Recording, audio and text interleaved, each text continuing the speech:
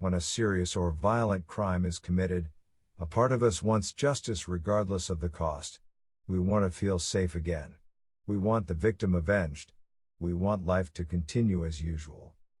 In times past, criminal investigators didn't have nearly as much evidence to follow as they do now. They had to make do with witness testimony, fingerprints, and paper trails. But now we can pull DNA from a microscopic bit of saliva and find a match in a high-tech lab.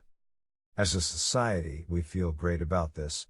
But the evidence on which we build criminal cases isn't at all that it seems. Between human error, corruption, and misguided people, the evidence that we use to lock people up for decades of their lives needs a closer inspection. Reform is possible, but only when we know what we are up against. Number 10. Evidence of arson. Cameron Todd Willingham was convicted of arson in 1992 after an investigation into the fire that killed his 3 young daughters.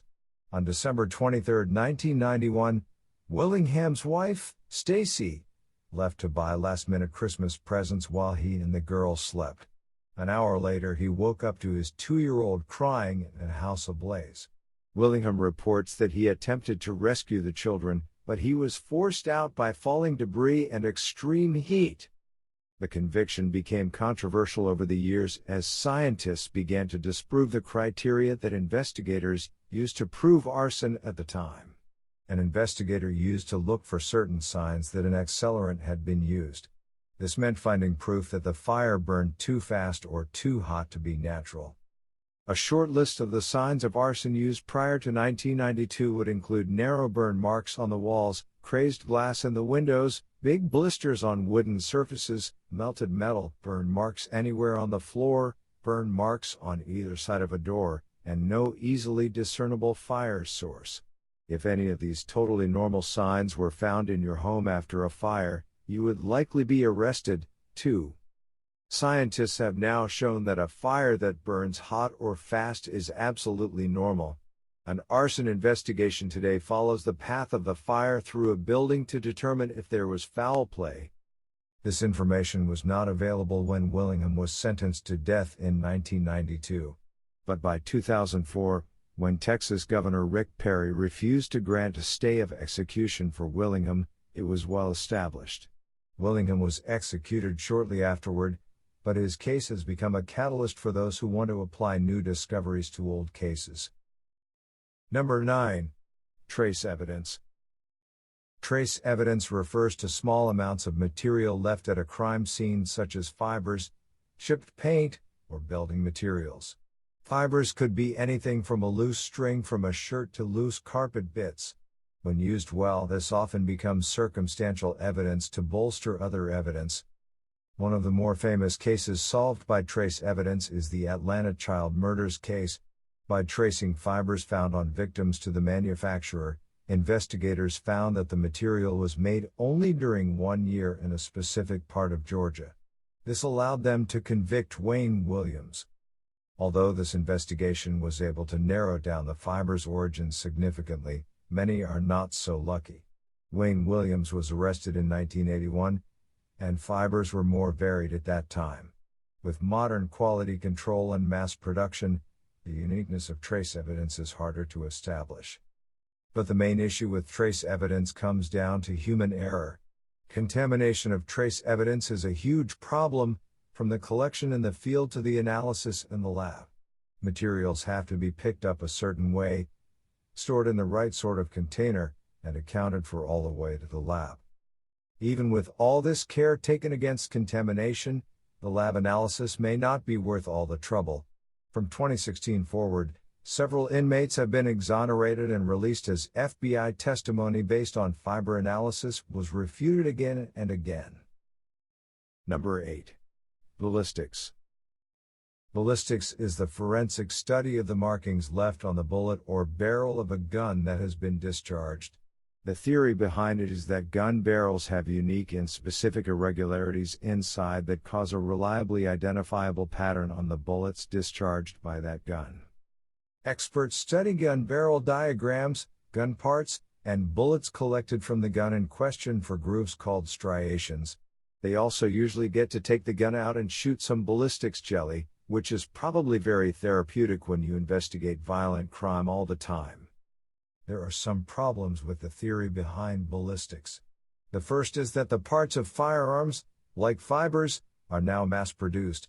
Their markings are significantly less unique than the fingerprint-like accuracy experts have previously touted in court. Second, every shot from a gun wears down the barrel, making markings less similar over time. Third, not all irregularities cause striations or cause them every time. Fourth, there isn't a standardized, validated method for interpreting ballistics information. Marks are compared by eye and their similarity is down to the expert's opinion on the matter. This doesn't mean that firearm evidence is totally off the table. New research into ballistics focuses on three-dimensional computer renderings made with white light interferometers. Researchers have been able to digitally compare the markings this way with far more precision than before. Shockingly, this research suggests that only 21 to 38% of markings may match when two bullets are fired from the same gun, leaving a lot of previous ballistics testimony in question. Number 7. Blood spatter. Not all junk science is used to convict innocent people. The first case of blood spatter evidence exonerated Sam Shepard, an Ohio doctor accused of killing his wife in 1954. Paul Leland Kirk, a former Manhattan Project scientist, argued that the blood spatter in the Shepard home was inconsistent with the prosecution's case. Just 3 years later, Kirk was designated an expert in the new forensic science of blood spatter analysis by the Supreme Court of California. In 1966, Shepard walked free on Kirk's testimony. It would all be very impressive if it weren't based on a ridiculous experiment. Kirk admittedly invented blood spatter analysis by beating a contraption made of wood, sponge rubber, and thin plastic sheeting to learn how different beatings could produce different spatters. Critics at the time complained that his contraption didn't seem terribly similar to a human body. Unfortunately, these critics were dismissed as one court after another upheld this form of evidence based on California's example. What's truly shocking is that this form of analysis held up until 2009, when the National Academy of Sciences found forensics in the United States to be severely lacking. It was reported that the uncertainties associated with bloodstain pattern analysis are enormous, a fact that probably should have been apparent in 1957 when Kirk revealed that the basis of his new science was smacking around a wet hunk of wood and rubber. Number 6. Hair analysis. So far, the problems with these forensic sciences have been down to human error, modernization, and misguided scientists. Hair analysis is different because the FBI has admitted that their forensic unit had been giving flawed testimony for the 20 years prior to 2000. Of the 28 examiners in this unit, 26 overstated evidence to support the prosecution's case in 95% of cases reviewed.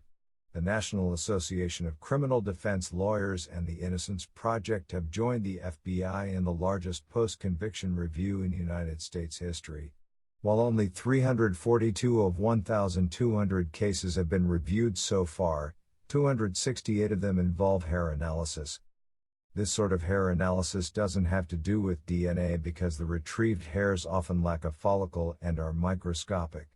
So the method relies on looking at two hairs to determine how similar they appear. This is fine as long as the hair is being used to exclude suspects. If two hairs look totally different, then they generally come from two different people. However, examiners said that they could also match a hair from a crime scene to a defendant. They said this in court in at least 268 cases. The problem? This implied that the defendant was the only one who could have left the hair. Examiners can't really rule out other suspects through hair analysis. In one unfortunate case, the examiners reported that all hairs examined belonged to the defendant. In court, the prosecutor stated that there was a 1 in 10 million chance that the hair sample came from someone other than the defendant, but later DNA testing revealed that at least one of the hairs came from a dog. Number 5. Bite marks. Teeth seem fairly reliable as an identifying trait. Dental records have been used to distinguish people since Paul Revere used them to identify soldiers in the American Revolution. So it seems like a bite mark left on a victim would be a good way to identify the perpetrator. This train of thought likely led investigators to introduce the first bite mark evidence in 1974. An elderly woman in California had been murdered, and an elliptical mark on her nose was identified as a bite from her attacker. The mark was compared to a mold of the teeth of the accused, and this was entered into evidence. This would seem like good detective work if the mark hadn't been compared about 2 months after the woman's burial. This case created a precedent for later cases to introduce bite mark evidence, which they did without stopping to test its accuracy. In fact, the first real test to put tooth to skin wasn't carried out until 2007. Due to the 2007 test, the American Board of Forensic Odontology carried out their own experiments in 2015. This was a full 41 years after the first bite mark evidence was entered in a court of law. Their findings were distressing. The 39 examiners tested could only agree with 90% certainty or more on 8 out of 100 bite marks. 92 bite marks remained questionable. The board later tightened up their criteria for bite mark evidence, but critics say this isn't enough. The main argument against bite mark evidence, aside from the fact that no one bothered to check it for 41 years, is that human skin is a very bad surface for transference. Skin is malleable, elastic, and self-healing when living. It is decaying when not and stretched over curves of muscle and fat. Almost anything would be a better surface for transference than an elderly woman's nose. Number 4. Fingerprints. Before DNA, fingerprints were the gold standard of evidence. If you had someone's prints at a crime scene, you knew that you could convict them. This is based on the fact that every single person has a unique set of fingerprints and they show up on surfaces when we touch them. This is still true, but the issue comes back to transference. Like a bite mark, a fingerprint is often inaccurately transferred. When we touch things, humans tend to use only the top 20% of the finger. We also tend to drag the fingertip along surfaces, causing the marks to smudge. A partial, smudged print from a crime scene will usually be compared to a full set taken from a suspect. Examiners will compare the two prints based on ridge pattern, shape, and location of pores first. If that results in an apparent match, they will move on to matching major structures such as where ridges end, separate, or change direction. But there isn't any standardized criteria for how many matching structures examiners need to find before they declare a match. The number ranges from 3 to 16, a huge difference if you're the one on trial. Collaborative Testing Services is a company that evaluates fingerprint testing labs by sending sets of pairs of prints for voluntary examination. The prints are complete and clear, which presents far better conditions than field-collected prints. Despite this advantage, the error rate is still 3 to 20%. Another test with surprising results happened during Byron Mitchell's armed robbery case in 1999. The defense questioned the accuracy of fingerprint evidence. To silence this line of inquiry, the FBI sent the crime scene prints and Mitchell's prints to 53 labs. Only 39 returned results, but 23% of them concluded that the prints were not a match. Despite almost 1/4 of the labs returning a negative, the judge dismissed the defense's concerns and Mitchell was convicted. Number 3. Eyewitness testimony. Eyewitness accounts can consist of picking a suspect out of a lineup, describing someone to a sketch artist, or giving evidence in court. This type of evidence relies heavily on the witness's ability to remember the crime, events surrounding the crime, and the face of the perpetrator. So a witness's testimony is only as good as his memory. The issue is that memory isn't like playing back a recording of what happened. Recalling a memory is actually far more like putting together a puzzle with infinite solutions. Any input from an outsider can influence how that puzzle gets solved. Leading questions from an officer, knowing glances during a lineup, and even questions in court can significantly change a witness's story. Even when investigators take care not to lead a witness in his recall, several other factors can upset memory recall. Extreme stress, the presence of a weapon, disguised perpetrators, a racial difference between witness and perpetrator, and a short time to view a lineup all contribute to poor recall. A witness would need to be extremely unflappable to not experience extreme stress during a serious or violent crime. Concerns over eyewitness testimony were voiced as early as the 1960s, but judges elected to allow eyewitness testimony and leave it up to the jury to decide what they believe. But surveys of jurors have shown that most value eyewitness testimony more highly than more reliable evidence. This could be because they do not know about the problems of human memory. Many believe that jurors can be educated before a trial to solve this side of the problem. The Innocence Project, an organization dedicated to ending wrongful convictions, has proposed several more solutions. First, they would like for the identification process to be filmed so that the jury can know the context of the testimony. Second, they suggest that lineups be made more fair by only presenting people who look similar to the initial description and informing the witness that the perpetrator may not be present at all. Finally, the officer administrating the lineup should not know who the suspect is so that he cannot give unintentional or intentional hints. Number 2. Confessions. Why would someone confess to a crime that he did not commit? It's a fair question. Even if eyewitness memories are spotty, it seems like a person should know what crimes they've committed. But research has shown that false memories are surprisingly easy to implant. Julia Shaw, a researcher at the University of Bedfordshire, ran an experiment where students were presented with 3 events, 2 factual and 1 invented, from their early adolescence. The invented memories included the student either committing a crime or experiencing a trauma. When encouraged to remember as much as they could about the false memory, around 70% of students recalled the story in vivid detail. According to Shaw, it only takes 3 hours of friendly interrogation to implant a false memory. That's a friendly, 3-hour interrogation. Studies show that 84% of false confessions happen after more than 6 hours of questioning. Most police are trained to employ the infamous read technique. Using this method, investigators begin with a non-accusatory, friendly approach. This continues until the investigator decides that he personally thinks the suspect is guilty. Once that happens, questioning becomes accusatory and aggressive. The aim shifts from getting to the truth to getting a confession. The authority that police have in an interrogation is astounding. They are permitted to keep you, control your access to food and water, imply that a lawyer makes you seem guilty, imply that you will be better off confessing, lie about evidence, and lie about confessions from others. None of this invalidates the confession or is given as evidence to the jury. If a friendly, 3-hour interview can implant false memories, imagine what someone could confess to after 30 hours of this intense interrogation.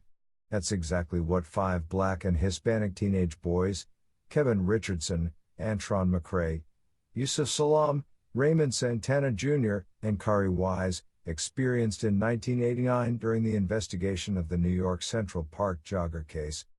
The Central Park Five, as they came to be known, all confessed to taking part in the crime of raping a female jogger.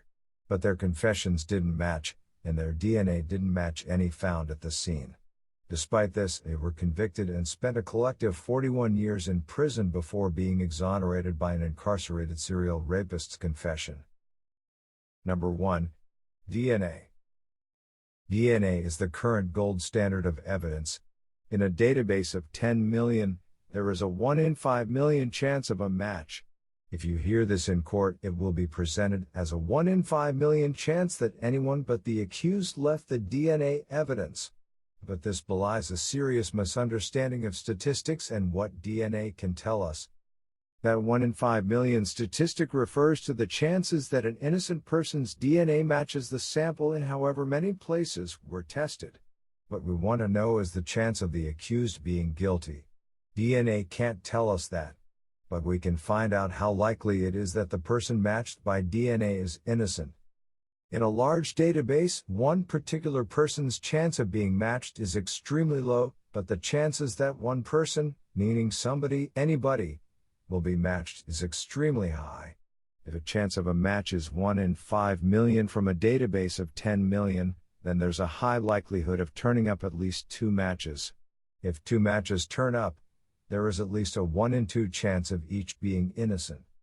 There are ways to make DNA better evidence. First, more locations on the DNA need to be tested to increase accuracy. Next, it is suggested that investigators and lawyers treat DNA more like an anonymous tip, especially with more than one match. Finally, it has to be remembered that none of the matches may be related to the crime.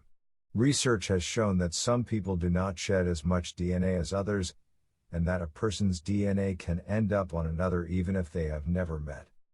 That happened to David Butler, a retired taxi driver accused of murdering Anne Marie Foy in 2005.